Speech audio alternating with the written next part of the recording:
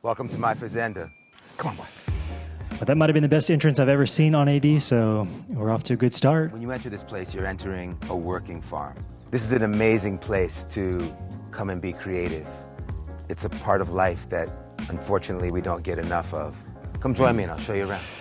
All right, today we're rating a singer, songwriter, musician, producer, director, actor, designer. I'm sure I'm missing several other superlatives, but we have the ever-cool Mr. Lenny Kravitz, $5 million working ranch in the hills of Brazil, featured on Architectural Digest. Piano I bought probably about 25 years ago. I guess we're going with a minimalist aesthetic, which I don't love, but does kind of make sense for him. When your whole life revolves around music, having a simple room with an acrylic piano as the focal feature basically conveys that message when you walk in. But even small things like sconces in here would help fill it out a bit.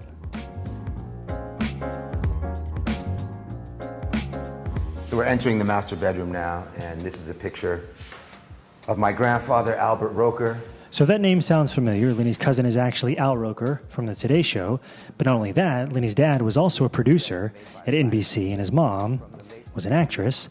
They actually relocated from New York to L.A. when his mom landed a role in The Jeffersons.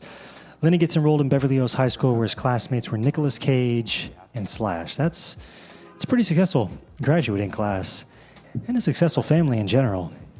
Oh, you know, something I learned recently is that Nicolas Cage is actually Nicolas Coppola. He's related to Francis Ford Coppola, but changed his last name because he didn't want people thinking he had a big leg up in the film industry, so that's kind of interesting.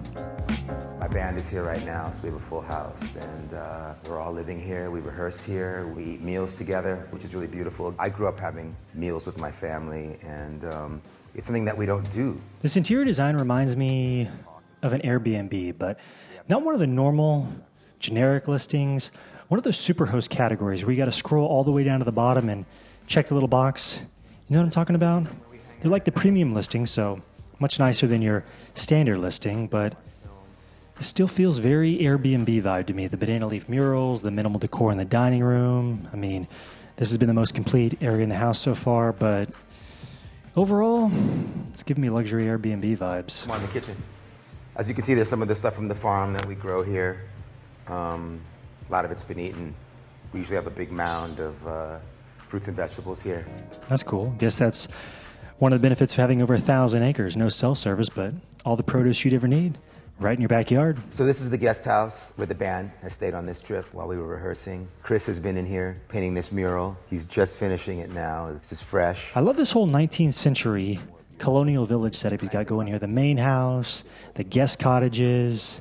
I haven't loved his interior design choices, especially all these painted walls, but I love the general compound setup. I've also just finished watching The Last of Us on HBO. This would make for a great zombie apocalypse hideout. It's a little too open air for that right now, but with a few Ron Swanson modifications, he could make this pretty zombie-proof. I also feel like a realtor could make a decently successful niche market if they were like the go-to person for doomsday preppers, finding the most apocalypse-resistant real estate. And then while you wait for the zombies, it can be your successful Airbnb in the meantime. So beyond the pool, we have a soccer field. There's a full gym. All right, I've seen enough. I feel like we can score this house. Well, it's actually so much more than a house, and that's my favorite part. The horses, the produce, the guest cottages, soccer field, recording studio, the pool, the gym. I mean, he's legit. Got 1,000 acres here.